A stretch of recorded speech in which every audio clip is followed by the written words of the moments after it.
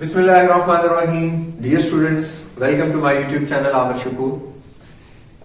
हमारी लास्ट जो video lecture था जिसमें हमने बात की कंसोलिडेटेड प्रॉफिट और लॉस की, और आज का जो हमारा टॉपिक है वो उसी तरह का जिस तरह हमने लास्ट क्वेश्चन किया था आज भी हम क्वेश्चन करने लगे हैं। बट आज चेंज ये है कि आज जो हमारा क्वेश्चन होगा वो होगा consolidated statement of financial position.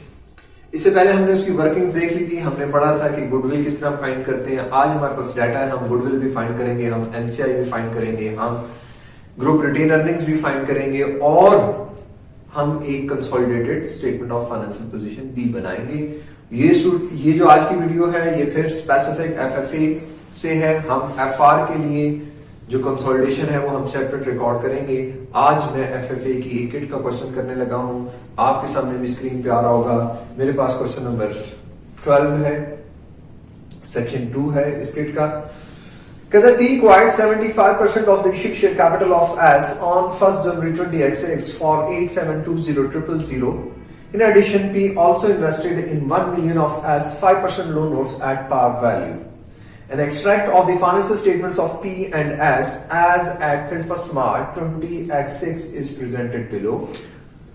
Equity and liabilities. Equity of parent is $9,200,000 and share capital of S is $4,800,000. Retained earning 12,480 and 1290. These figures are at reporting date. Total equity 21680, 26090 and non-current liabilities 5% loan notes 16440, 11,180, 11,180, current liabilities 2640 and 1410.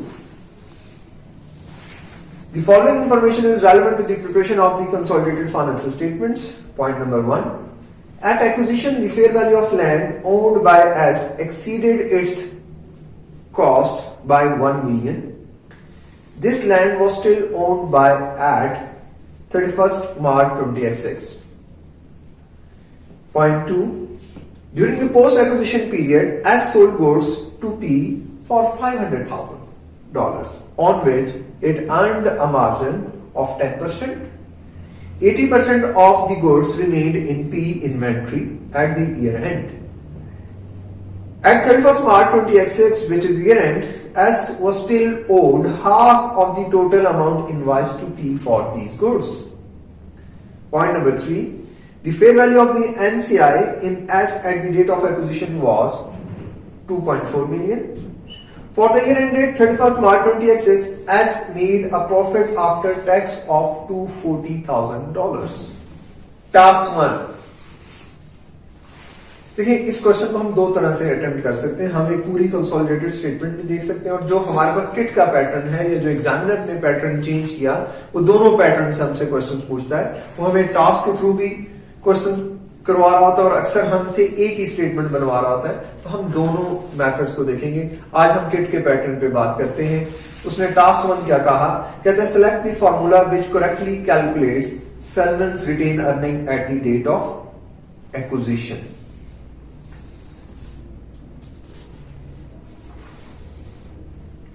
Eight the date of acquisition, देखें year end हमारे पास क्या है? Year and है हमारे पास 31st March 2026 and we acquired subsidiary at 1st January 2026. We have retained earning at 31st March 2026, which is $1290, and profit for the whole year was 240,000.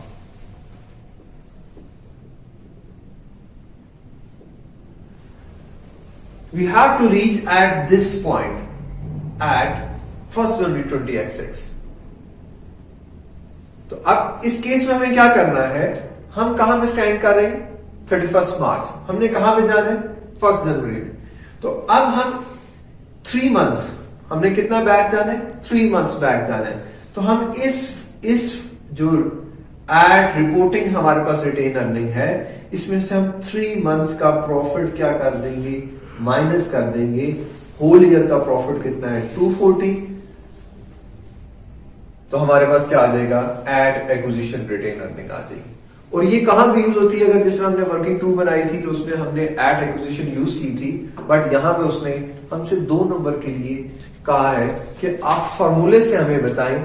और उसने क्या किया हुआ है, 190 माइनस 240 इंटू 3/12 इंटू 240। तो हम यहां से करेक्ट वैल्यू को फाइंड कर लेंगे और हमें पता है 1290 minus this value is retain earning at acquisition। ठीक है, तो हम 2 काम कर सकते हैं। देखें, एक ये हो सकता है कि अगर मैं 1290 में से होल ईयर का प्रॉफिट माइनस करूं तो मैं कहां पे आ जाऊंगा, स्टार्ट ऑफ द ईयर। अगर मैं पूरे साल का प्रॉफिट माइनस करूंगा तो मैं कहां पे आ जाऊंगा, स्टार्ट ऑफ द ईयर। और अब मैंने कितने महीनों का प्रॉफिट ऐड करूं तो मैं इस डेट पे आ जाऊंगा, 9 मंथ्स का प्रॉफिट ऐड कर। तो 2 तरीकों से मैं इसको फाइंड कर सकता था, 1290 माइनस 240 प्लस 240 इंटू 9/12। और शॉर्टकट इसका क्या था, शॉर्टकट क्या था कि इस 1290 में से मैं 3 मंथ्स का प्रॉफिट माइनस कर देता, तब भी मैं इसी डेट पे आ जाता। तो अब उसने हमें क्या फॉर्मूला दिया हुआ है, 1290 माइनस 240। तो मैं इस दिन पे आ गया, प्लस 9 मंथ्स प्रॉफिट। तो दोनों सूत्रों से आपका आंसर यही आ रहा है। ये बात समझ गए आप हमें किस दिन का प्रॉफिट चाहिए। और ये जो अगर कोई गलती से वो बंदा ये वीडियो देख रहा है जो एफआर के पेपर में है, तो ये नॉर्मली वहां पे ये हमारे लिए बड़ी सिंपल एडजस्टमेंट होती है, बट एफएफए के स्टूडेंट्स के लिए आज 31 मार्च है, ये ईयर स्टार्ट हुआ होगा 1 अप्रैल 20x5। तो हम एक इक्वेशन बार बार पढ़ते आए हैं, वो इक्वेशन क्या होती है, opening retained earning plus profit minus dividend paid is equal to closing retained earning. हमें किस दिन की रिटेन अर्निंग चाहिए, 1 जनवरी 20x6 की। तो अगर मैं इसमें से पूरे साल का प्रॉफिट माइनस कर दूंगा तो मैं 1 अप्रैल 20x5 पे आ जाऊंगा, इसमें 9 मंथ्स का प्रॉफिट ऐड करूंगा तो इस दिन पे आ जाऊंगा। तो क्योंकि हमसे उसने वैल्यू नहीं फाइंड करवानी, उसने हमसे 2 मार्क्स के लिए कहा है सेलेक्ट दी एप्रोप्रिएट आंसर। तो एप्रोप्रिएट आंसर क्या है, जो उसने फॉर्मूला दिया हुआ है, 1290 minus 240 plus 240 into 9/5। Just we have to select the correct option. Now moving on to the next option, which is B option. Select the formula which correctly calculates the fair value of net assets of S at the date of acquisition. Net assets of S at the date of acquisition means this value plus share capital plus fair value of land. अब हम इसमें देखते हैं हमारे पास क्या value है। Share capital आपके पास नजर आ रहा है स्क्रीन के ऊपर 4800 प्लस फेयर वैल्यू का 1000 plus retained earning. Retained earning हम किस तरह फाइंड करेंगे, रिटेन अर्निंग हम किस तरह फाइंड करेंगे, यही वाली वैल्यू 1290 माइनस 240 इंटू 3/12, तो वही वैल्यू। तो अब हम ये 3 चीजें ऐड करेंगे तो हमारे पास क्या आ जाएगा, net assets at acquisition. Net assets at acquisition.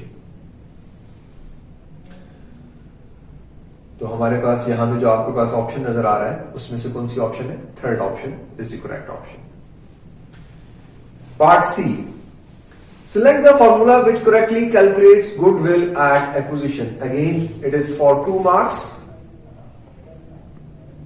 तो तो गुडविल का हमने क्या फॉर्मूला पढ़ा था? Cost of investment is 8720 plus fair value of NCI at acquisition which is given in the notes of 2400. Cost of investment 8720 plus 2400 minus net assets of subsidiary at acquisition, जो कि हमने इससे पहले हमने ऑप्शन में discuss किया था. वो हम जब माइनस करेंगे तो हमारे पास क्या आ जाएगा? सही फॉर्मूला आ जाएगा. गुडविल का क्या फॉर्मूला था? Cost of investment plus fair value of NCI at acquisition less net assets of subsidiary at acquisition. हमने बात की थी कि गुडविल हर चीज क्या होती है? At acquisition. क्लियर है? ये पहली हमने टास्क में 3 चीजें कैलकुलेट कर ली 2 मार्क्स के लिए. अब हम जाते हैं टास्क 2 के ऊपर. What amount should be included in the consolidated statement of financial position for the 5% loan notes as at 31st March 20x6? हम क्वेश्चन के अंदर जाते हैं. 5% लोन नोट्स हैं 16,440 प्लस 11,180 माइनस 1,000. ये कौन सा 1,000 है? ये जो हमने आपस में लोन दिया था वो लोन, क्योंकि अब हम 2 एंटिटीज नहीं, हम एक ही एंटिटी है. एक ने इन्वेस्टमेंट की थी, एक ने लायबिलिटी लोन की रिकॉर्ड की थी, तो हम उसको अपनी लायबिलिटी कंसिडर नहीं करेंगे, वो माइनस हो जाएगी. आपने जस्ट यहां पे वैल्यू पुट कर देनी. अगेन फिर 2 मार्क्स के लिए क्वेश्चन है जी. पार्ट बी है task 2. Part B, what amount should be included in the consolidated statement of financial position for retained earnings at 31st March 20x6? देखिए ये जो हम क्वेश्चन कर रहे हैं और हम जिस पैटर्न पे एग्जामिनर पूछ रहा है, असल में ये वही बात है जो हम पहले भी कर चुके हैं. पहले हम क्या करते थे? हम वो सारी वर्किंग्स कर लेते थे. आज उसने उन्हीं वर्किंग्स में से बीच में से पूछा हुआ गुडविल बता दो. अच्छा बताओ वर्किंग 5 जो हमने ग्रुप रिटेन अर्निंग फाइंड की थी, ग्रुप रिटेन अर्निंग बता दो. तो है तो वही बात है, वही सारी एडजस्टमेंट है. हम डायरेक्ट 15 नंबर के लिए कर लें या उसको पार्ट्स में हमसे पूछें. तो अब हमने क्या फाइंड करना है? रिटेन अर्निंग्स, जो कि कंसोलिडेशन में आएगी. तो हमने क्या पढ़ा था? 100% retained earning of parent which is 12480 minus pre if seller is parent plus post acquisition share of parent from subsidiary. What is post acquisition? देखो एट एक्विजिशन हमारे पास आज रिटेन अर्निंग ये है और स्टार्ट में कितना था, या इसको भी बहुत आसान करूं, इस 240 को 3/12 कर लो. ये प्रॉफिट का पोस्ट एक्विजिशन एलिमेंट है. हमारे सब्सिडी खरीदने के बाद जो प्रॉफिट आया वो कितना है? वो 60,000 है. इसे 3/12 करेंगे तो 60 आ जाएगा. तो उस 60,000 का कितना परसेंट आपका है? जितना परसेंट आपने शेयर रिक्वायर की, और आपने कितने परसेंट शेयर रिक्वायर किए थे? 75%. तो 75% ऑफ 60,000 ऐड हो जाएगा किसके अंदर? 12480. और पर्क नहीं है क्योंकि पर्क सब्सिडी ने कमाया है, तो वो पर्क नहीं आएगा. यहां तक आपको बात समझ आ गई है. नेक्स्ट कहते हैं you have been provided with the following additional information relating to P and as at 31st March 20x6. Assets, investment at cost, non-current assets, current assets. Complete the following table to state at which amount of the following item should be included in the consolidated statement of financial position at 31st March 20x6. Non-current assets, P plus S plus fair value. जाके question को देखो.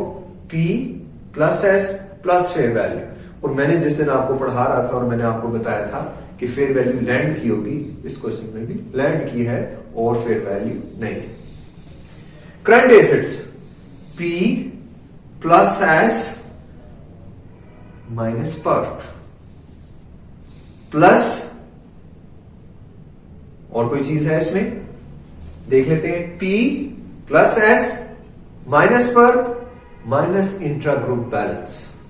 हमने कहा था asset से भी minus होगा. इस क्वेश्चन में जब मैं पढ़ रहा था मुझे याद है हमने कहा था 5 लाख की आपस में सेल्स हुई है और 50% बैलेंस आउटस्टैंडिंग है, तो रिसीवेबल में से भी कितना माइनस हो जाएगा? 50%, पेएबल से भी कितना माइनस हो जाएगा? 50%। Third point, liabilities, P plus S minus intragroup balance. NCI, देखो असल में उसने हमसे पीसेस के अंदर पूरा क्वेश्चन सॉल्व करा लिया, जो कि हम नॉर्मल भी करते हैं। तो अगर हमें वो इकट्ठा डाटा देके एक स्टेटमेंट दे फिर भी वही बात है, और अगर ये टास्क की फॉर्म में दे फिर भी हमने काम एक ही करना है। तो एनसीआई का क्या फॉर्मूला है? Fair value of NCI at acquisition plus post acquisition. तो पोस्ट एक्विजिशन क्या था? 60 था। 60 का कितना परसेंट? 25%। तो हमारे पास क्या आ जाएगा? एनसीआई आ जाएगा। तो ये हमारा एक छोटा सा 15 मार्क्स के लिए क्वेश्चन था। तो आज आपने देखा कि हमें एक एग्जामिनर किस तरह से क्वेश्चन पूछता है, अभी हमने जनरली डिस्कस कर लिया। अगर हम इसके बाद वो क्वेश्चन देखेंगे कि जिसमें हम पूरी स्टेटमेंट खुद बना रहे होंगे, फिर भी हमारी वैल्यूज में चेंजेस नहीं आएंगी, यही बातें होंगी। इस क्वेश्चन में हमने क्या सीखा? इसमें से हमने देखा अगर आपस में लोन दिया हो, पेरेंट ने सब्सिडरी को या सब्सिडरी ने पेरेंट को, तो एक ने एसेट्स में लिखा होगा, एक ने लायबिलिटीज में लिखा होगा।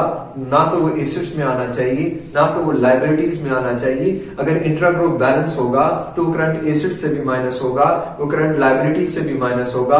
अगर पर्प होगा तो पर्प आपकी इन्वेंट्री से, करंट एसेट से माइनस होगा। अगर इंट्राग्रुप बैलेंस होगा तो रिसीवेबल पेएबल से माइनस होगा। बाकी वही स्टैंडर्ड चीजें कि गुडविल कैसे फाइंड होगी, एनसीआई कैसे फाइंड होगा, ग्रुप रिटेन अर्निंग या ग्रुप रिजर्व कैसे फाइंड होंगे। तो ये आज की हमारा एक प्रैक्टिस क्वेश्चन था, जो कि आप अपनी कैपलन की किट में क्वेश्चन नंबर 12 भी देख सकते हैं। इंशाल्लाह कल हम किसी नए टॉपिक और नई वीडियो के साथ दोबारा हाजिर होंगे।